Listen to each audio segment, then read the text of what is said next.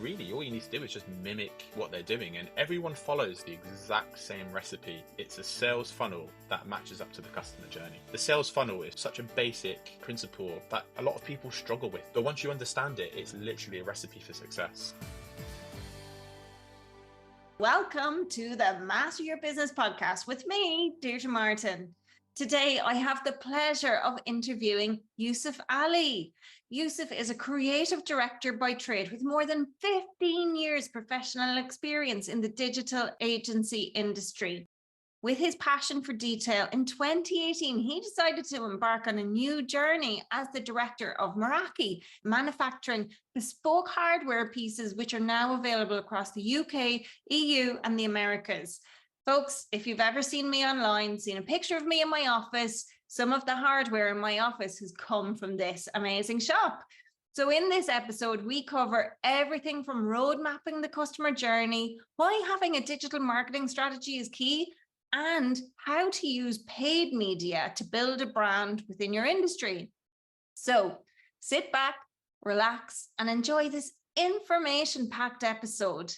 If you find it useful after having listened to it, you know what to do. Share it with others who you know are going to benefit from it as well. Okay, let's get to it. Youssef, you are so welcome to the Master Your Business podcast. It's fantastic to have you here. We are going to be talking today all about digital strategy. So first and foremost, what is it?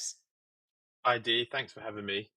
So digital strategy, well, it's, I guess anything that you want it to be for your business, what your goals are, and how you can implement that on the internet effectively to bring customers to your business or to your store. So Okay. I think everyone has their own sort of idea of what a strategy is. So I guess, you can tell me in terms of sort of what your clients experience, what sort of strategies people tend to struggle with. That's interesting. I think what I've found with a lot of clients in terms of digital strategy is that they're inclined to think that social media marketing is digital strategy, and that's the extent of it. And often they don't have brand strategy, brand style, brand story ironed out, but yet they're showing up consistently on social media, but without a strategy around that. That's kind of Mhm. what I'm seeing, Youssef. Okay, I mean, I guess it's important to have a good social media presence, and it is genuinely a great way to generate some brand awareness. I think what a lot of people struggle with on social media is converting that audience into solid leads or to solid business. And organic traffic takes a long time to build up in anything meaningful in terms of revenue.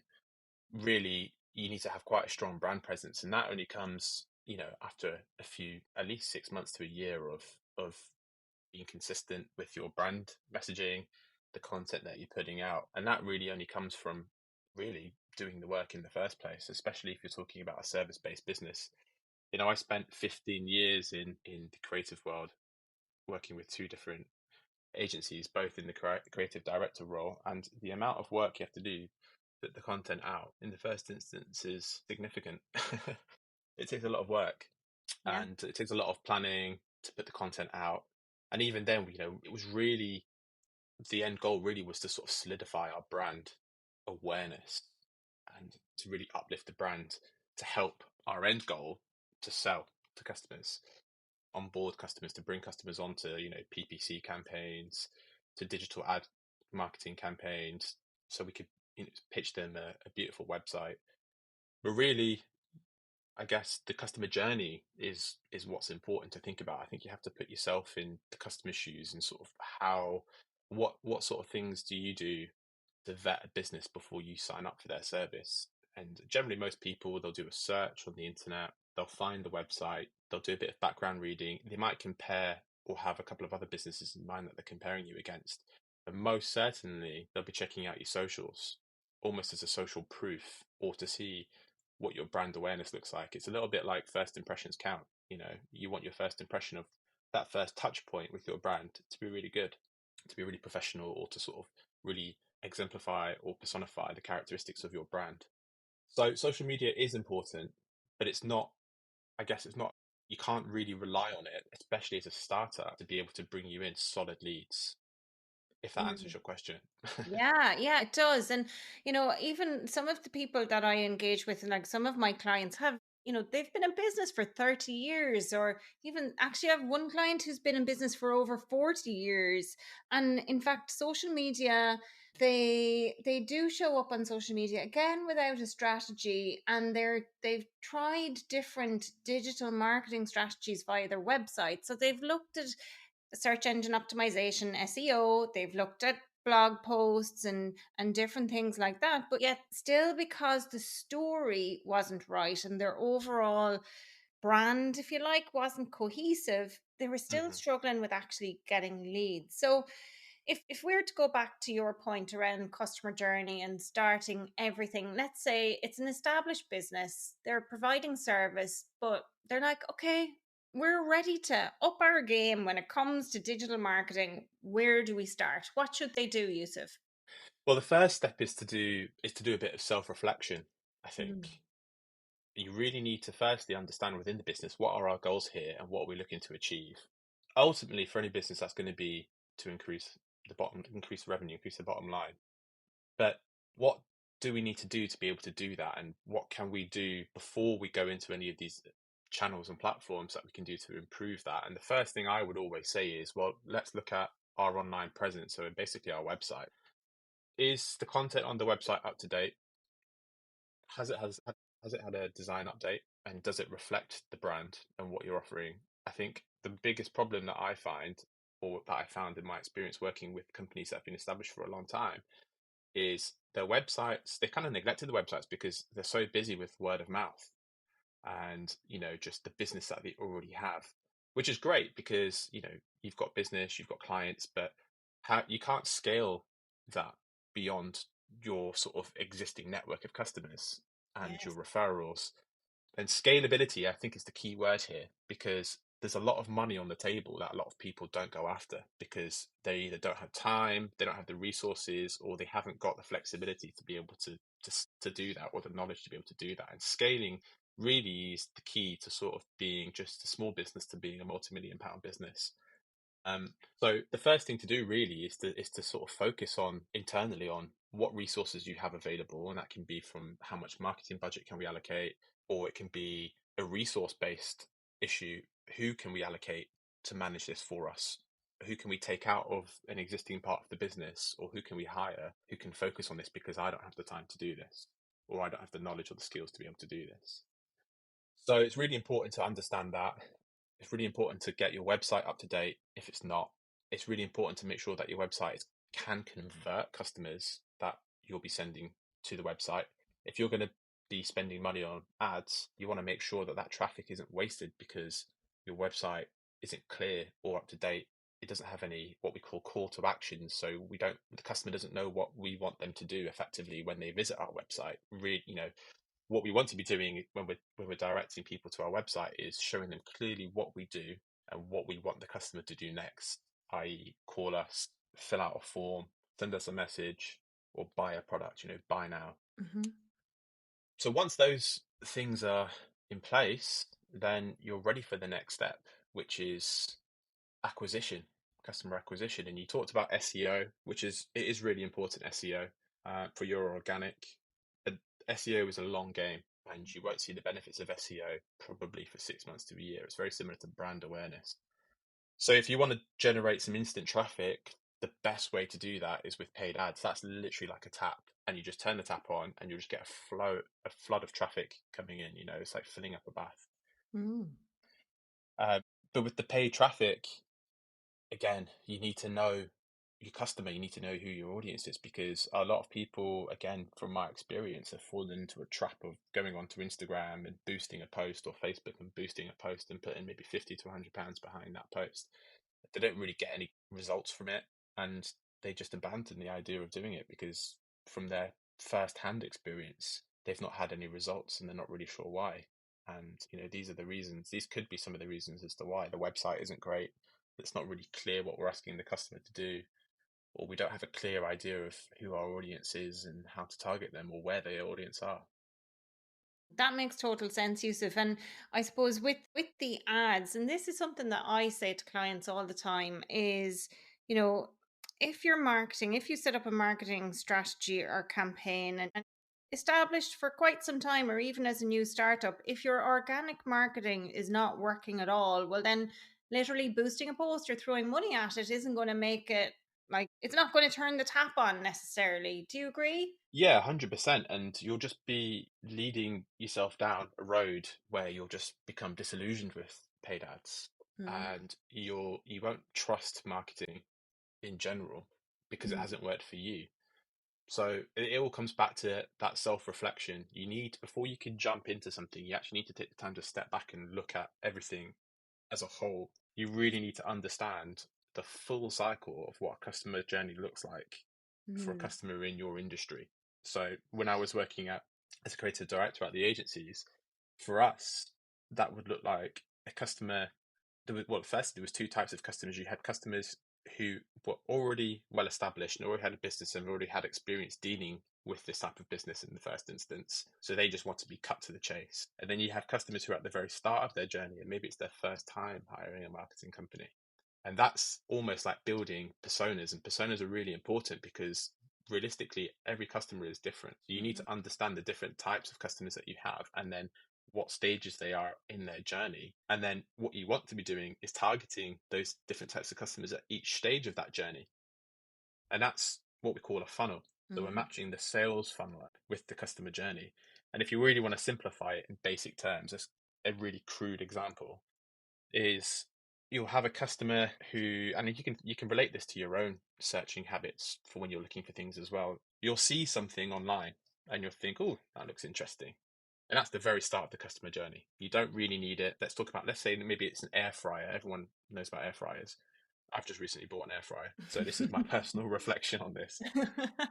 I didn't really need an air fryer, but I'm seeing lots of things on the internet about air fryer recipes, for example, on TikTok and stuff. And I'm thinking, great, this is good. I really need an air fryer. They're So I start amazing, by the look way. I have one, I use it regularly. exactly. And so the first step is, as me as a person, I have no idea about air fryers. My first stage, right?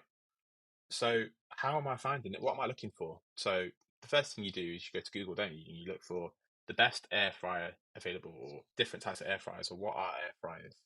That's the very start of a customer journey. Hmm. So we call that is new traffic effectively. Hmm. So you'll want to be, if you're a business selling air fryers, you'll want to be maybe pointing people to an article that compares the different types of air fryers that you sell and the benefits and pros and cons of those different types of air fryers. You can help customers identify what type of air fryer they need based on their requirements. And you can do that through articles. You can do it through reviews. The second stage would be narrowing down which product I want. So I might now be leaning towards one or two different products. So I might be searching a little bit more for those products. So that's when I start looking at reviews and so on and so forth. And that gives a different signal of intent. And therefore, that would tell us that the customer has moved in their stage of the customer journey. So what we want to be doing is moving them into the second stage of the funnel, which is possibly interest based or retargeting ads where we're showing them, we know that they've been looking for this and we know that they're now refining it down to say model numbers or brand names like Sage or Ninja, for example, or Breville.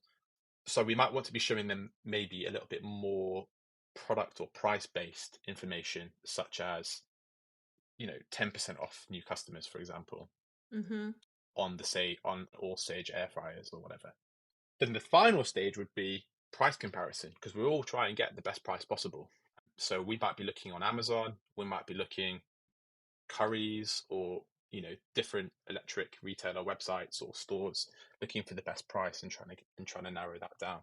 And that's where things like Google Shopping come into play. And their algorithms will be showing your content to those high signal customers as well. Hmm. So they're the three essential journeys, which is new, interest, and then retargeting. And retargeting is sort of really where we're trying to convert the final conversion. The customer's already visited the website, and what we really want to do is show them a different sort of content. They've already done the research, they already know which air fryer they want. Let's let's really push it to them.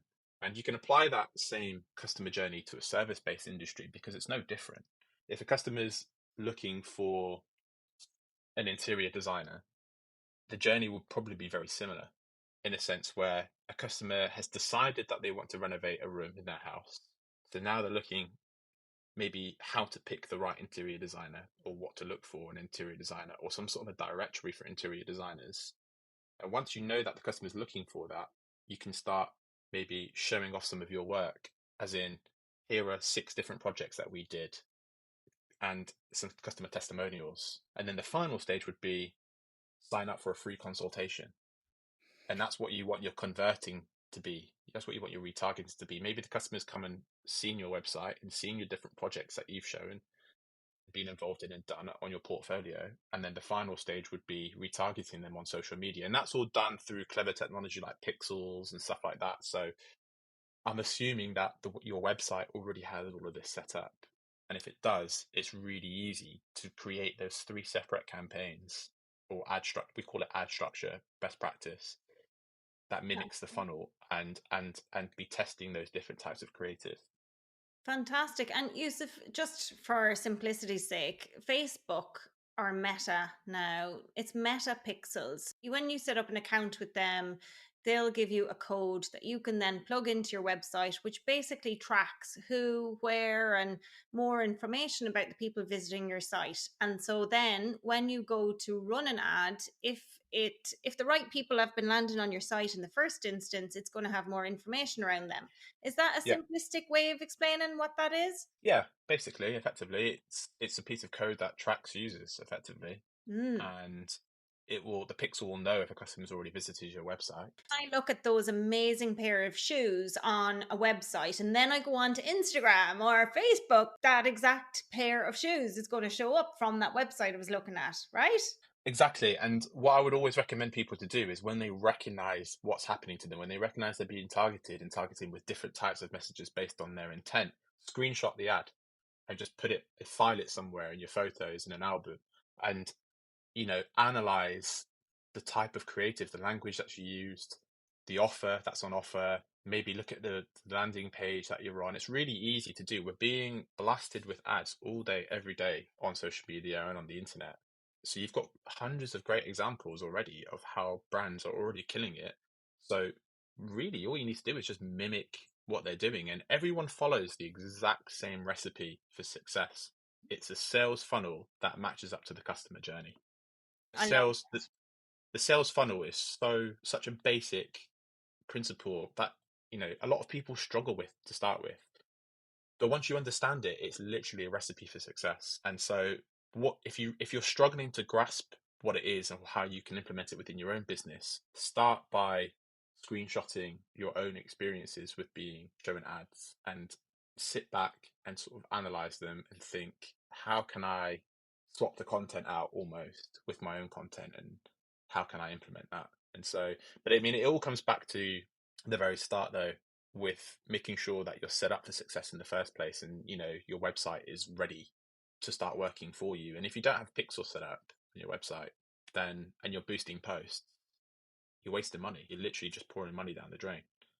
Yeah, yeah, and take that away, folks. Do make sure you have your steps set up properly before you go and start putting ad spend behind what you're doing. So get the website right first. That's what I'm hearing. But Yusuf, just to come back a little bit, because I think most of our listeners are service-based listeners, and I love that you spoke about an interior designer. I actually do have an interior designer client and she's amazing. And one of the things that I'm interested about, because all marketing that I do and all of the marketing I've been helping my clients with up until this point has all been organic. And so Hmm. I'm curious to learn more. And maybe there are some listeners out there who maybe feel like it is a bottomless pit when they put money behind their marketing. And so for service based, talk to me a little bit more about the retargeting for, let's say I'm an accountant or I'm a solicitor's firm. What might that retargeting actually look like then in terms of an ad? Can you give me a little bit more information on that? Yeah, definitely. So retargeting based on that. So you'll have your pixel set up, and hopefully the pixel would have been able to identify what the customer was doing on the website. So either viewing content, and if they were viewing content, what page were they viewing, or for example, they started to fill out a contact form, but they didn't finish it. There's different types of signals that the pixel will sort of pick up on. So what you'll want to do in your retargeting is set up different types of creative. Maybe I always say, depending on what part of the funnel you're in, you always want to have about 3 to 4 different types of creative that you can test. When I say creative, I mean the actual ad itself.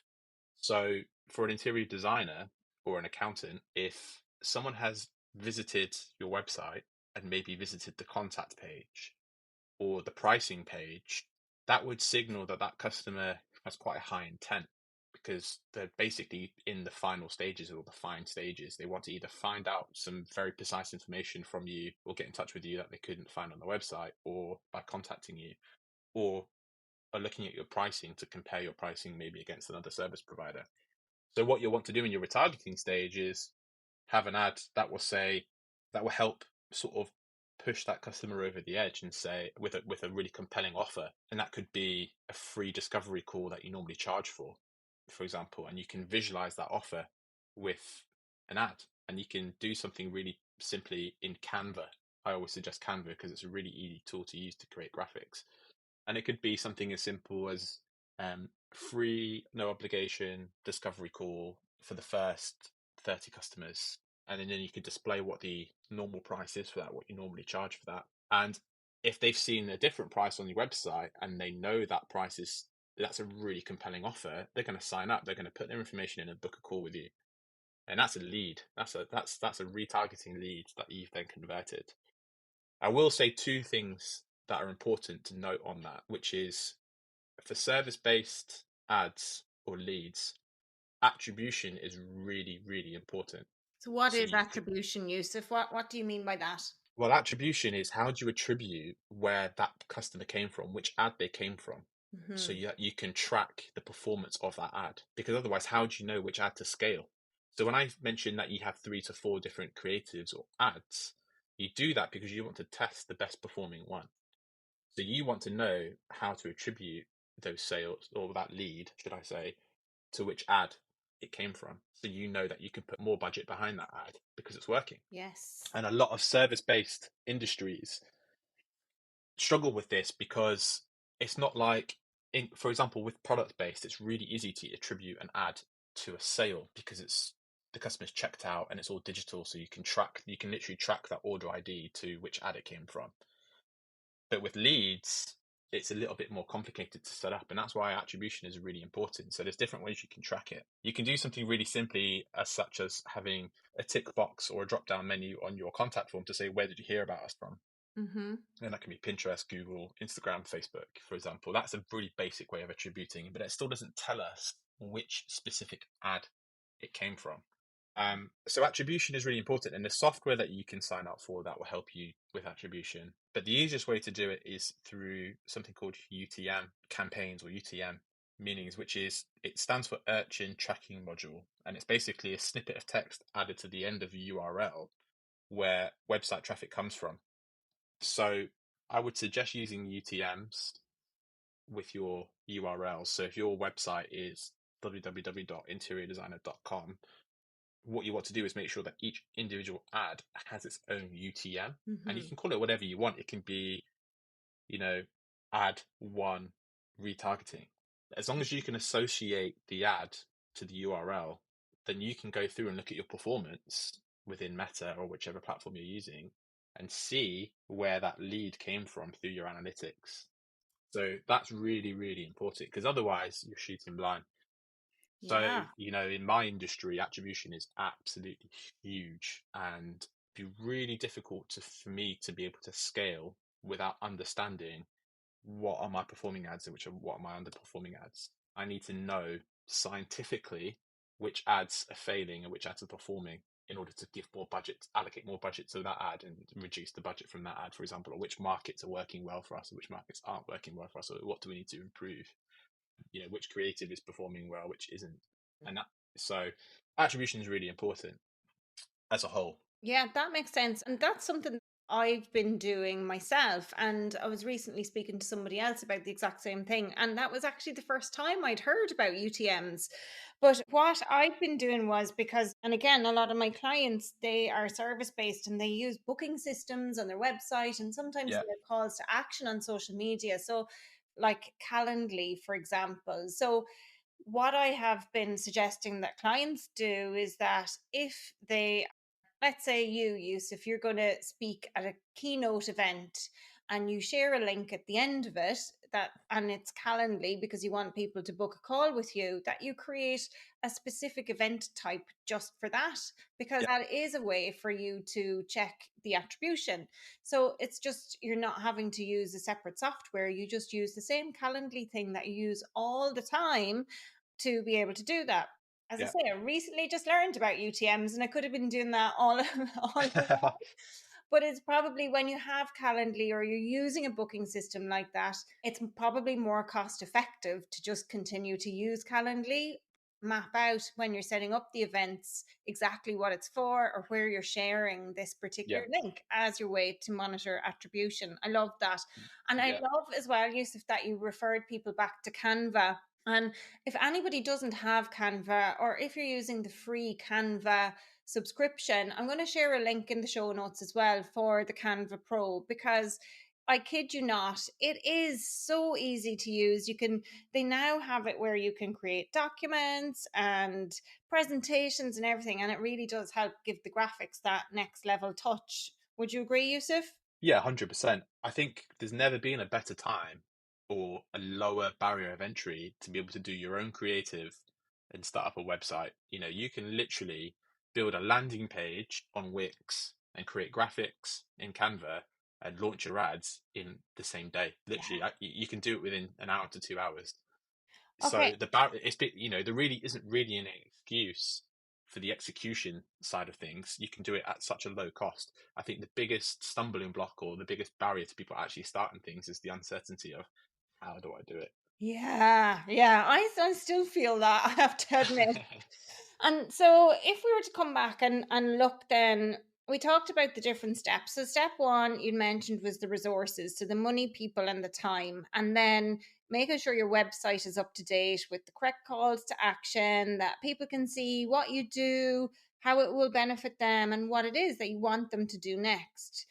Then you talked about traffic and personas in terms of who's landing on your website, knowing your customer, what stage are they at in the journey, and then how to drive that. So, in terms of ad strategies from there and separate to Facebook pixels and using that, what else can people do with regards to ad strategies?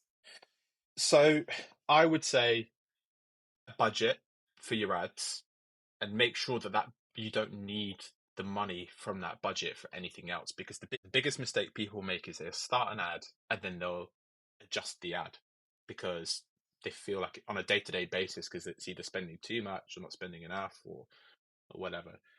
Every time you make what advertisers call a significant adjustment to an ad, the ad goes back into a learning phase, which is where the algorithm needs to retrain itself on the quality of the traffic it's sending to you.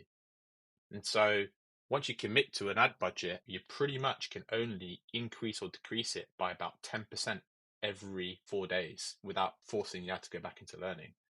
So don't set a budget that's too high that you're going to be uncomfortable with, that you're going to feel like you need to reduce or adjust on a daily basis, because that's only going to cause you problems.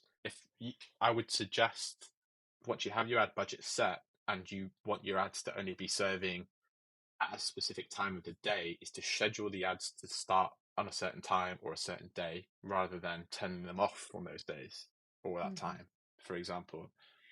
Um, and secondly, I would say the biggest risk with ads is by not taking the risk in the first place. It is a risky business and you will waste a lot of money by making bad decisions with your ads. But it's part of the learning experience that's invaluable later on down the line once you do have your ad strategy nailed. And this is why attribution is so important, because attribution is going to show you what's working and what's not working. What ads are bringing those leads in and which ads aren't. And after a period of maybe 30 days, which we call proof of concept, you can then start turning underperforming ads off or on again. And let's say one of the things that you mentioned earlier on was PPC, pay per click. So is that something you would incorporate into this if somebody's looking at trialing, 2 to 3 different ads for a 30-day period and seeing which one works? Do you apply PPC to that at the same time? I would apply any form of paid ad to your strategy as long as that's where your audience is. You need to be where your audience is. So if you're an interior designer, you need to be on Pinterest, you need to be on TikTok, you need to be on Snapchat, you need to be on Google, you need to be on Facebook, you need to be on Instagram. It has to be an omni-channel approach. Mm-hmm. It has to be because the reality of it is, if you think about your own personal experience of using social media and searching for things on the internet, you use a variety of different tools as well. You're not just on one platform. You're not just on Google. And an important note as well is don't forget about Bing. Microsoft have a huge market with customers using Bing, and it can sometimes be a cheaper way or a cheaper cost per click than Google. Mm. So I would say don't pigeonhole yourself to one specific platform. Think about who your audience, where they might be, and how can you reach them effectively. If they're on Google Shopping, great, get onto Google Shopping with PPC, but that's unlikely for a service-based business. You might want to focus instead on more local campaigns where it displays your phone number within the actual Google Ad search, for example. With Pinterest offers really, really cheap cost per click in comparison to Meta and Google. So maybe you just need to focus your strategy on there to start with. It all depends on your budget. The going back to your ad strategy, you need to have a significant budget as well. If you're targeting the whole of Ireland, for example, but your budget's €10 a day, you're kind of wasting money because you've got quite a broad audience, a lot of people to reach just for €10. It's not going to be impactful. The algorithm isn't really going to be able to make the best use of that. So it all comes down to how much budget you've got to start with. Google can be very expensive. It can really, really take, a significant amount of your budget away from you if you're not careful. Um, And the cost per click can be quite high, especially for retargeting. Retargeting is kind of a bane for marketers because they've already paid for that traffic in the first instance through the new traffic campaign or the interest-based campaign. You're having to pay again to reach the same customer to retarget them, which is not a lot of people appreciate, and I can understand that. I can empathize with that.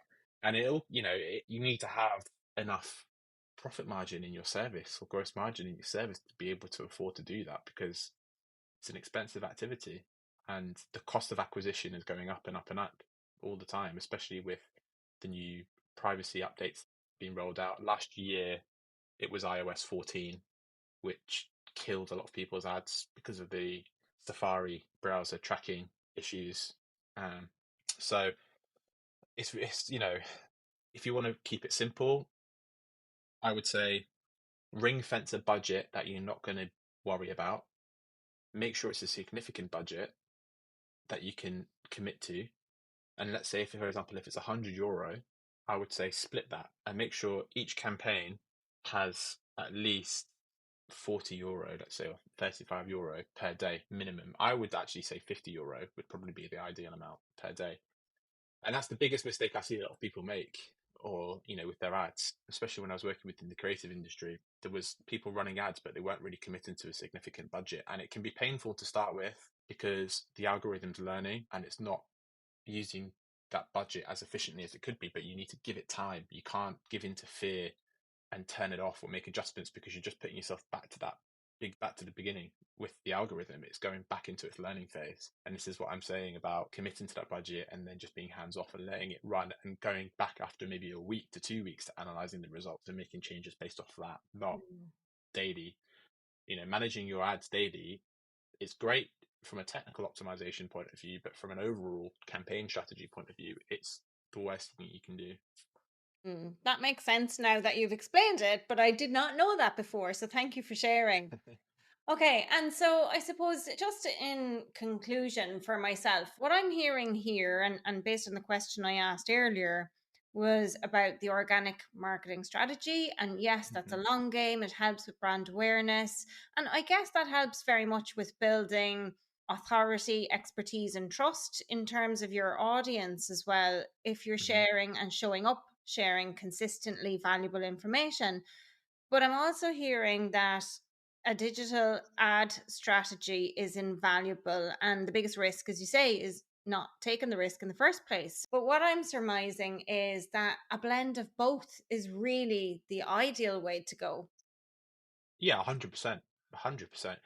The thing is, with your organic, if you're putting in the good work anyway, it's going to come naturally. So you don't need to worry too much about your organic strategy because that's going to come. You're going to get testimonials from customers. You're gonna have good reviews on Google and Trustpilot and whatnot. You're going to be having customers tagging you in things and sharing stories and stuff. That all will come naturally as long as you're putting in the good work. But to get those customers in the first place, you need a sales funnel. You need an active pipeline of customers being fed into your CRM, ready to be converted, and that is, they come hand in hand. That's the key to success. And so really, if you've got a good product or a good service, organically, you won't I don't think you need to worry too much about that. I mean, you can promote it within our businesses. We certainly promote that. We'll promote testimonials through our paid channels, which is part of our brand awareness strategy. We'll promote projects that we've done with customers, or collaborations that we've done with customers as part of our sort of user generated content, we call it, which looks organic and feels organic, but actually it is paid, which is a blend of a bit of both. And we'll promote our reviews, our successes, our testimonials, our journals from our blogs about, which are quite holistic in a sense, 2023 design trends, for example. That seems crazy to be putting some paid money behind that organic content, but it does help boost the content initially. But it's also a great way to raise your brand awareness, and the two sort of tie in together. But I would say to start with, I think, if especially if you're a startup, this doesn't necessarily come into it too much if you're already an established business. But if you're a startup, you'd be very naive to think that you've got a service and you've got a website. Where are my customers? Because Mm. organically, nobody knows about you. There's billions of websites on the internet, and I think something like only 10%. I read a figure. It's probably a completely wrong quote, but something about only 10% of all the websites in the world actually get traffic, organic traffic. Mm. So paid ads and a paid digital strategy is going to be so important and so vital to your success, to your initial success. From that point onwards, you want to be sharing the successes of the work you're doing, and that's what can be done organically. You can have a portfolio on your website demonstrating the projects that you've done.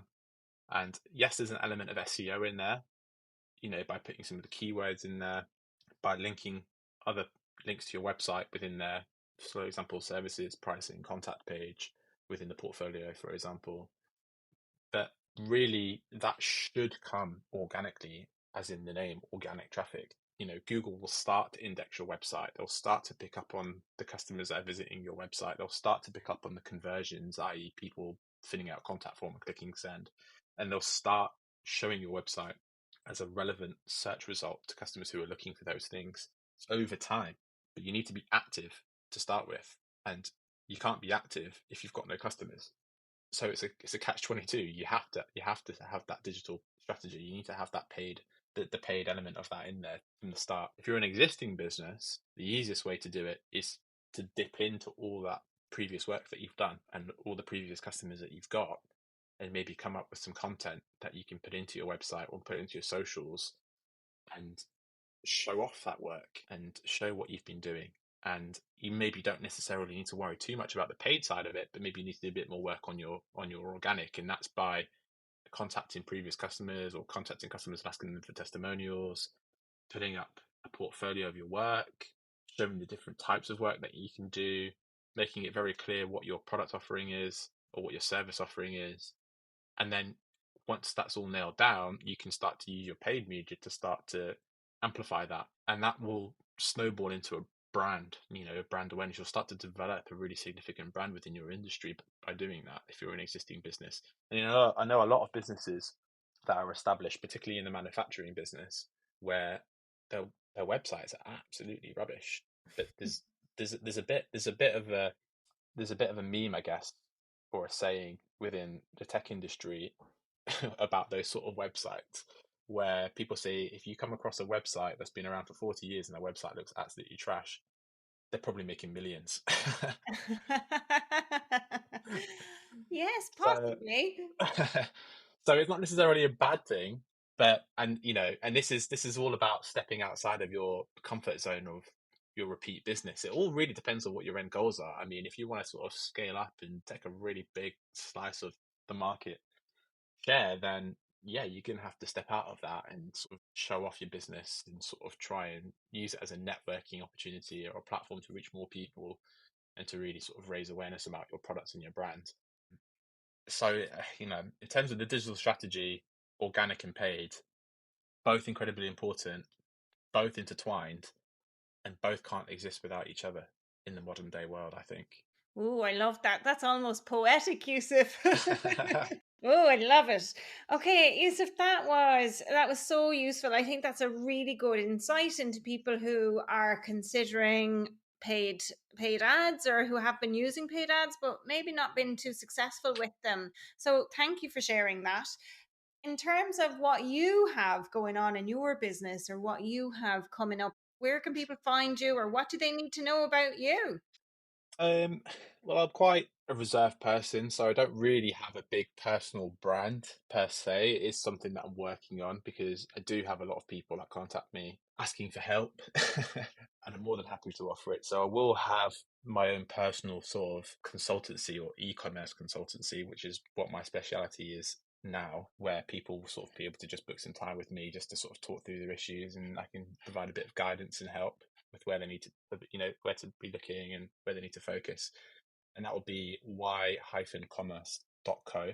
And if you're interested in looking at what I've created or what I'm up to daily, then you can look at shopmeraki.co, which is one of our businesses. And we'll have a new business which will be launching very, very soon, which is natage.com, which is reclaimed wooden furniture made from buildings that are sort of probably over about 100 years old, and repurposing the wood, all part of our sustainability program and growth into the sustainability area, making a conscious decision to not launch businesses that aren't sustainable, basically. That sounds amazing. And folks, when you check out those websites, be mindful, you will probably see some retargeting ads. Yes, you would definitely be spammed if it's retargeting. So, and it's again, you can point out where I'm going wrong. Maybe you can show me, because it's always a learning experience. You're learning every single day, always making improvements, always understanding things. Things are always changing. So I'd be more than happy for everyone's feedback. Amazing. Amazing. Yusuf, thank you so much for joining me today. I'm going to share all of the links to Yusuf's sites and businesses so you can go and check them out. And might I say, if anybody has seen me on Zoom, and when I show videos, I've got beautiful door handles. They have come from Yusuf's shop Meraki. So out some of the amazing stock that they have there. I'm excited to see what comes next for you and wish you continued success, Yusuf. Thank you. Thank you very much. Thank you for having me.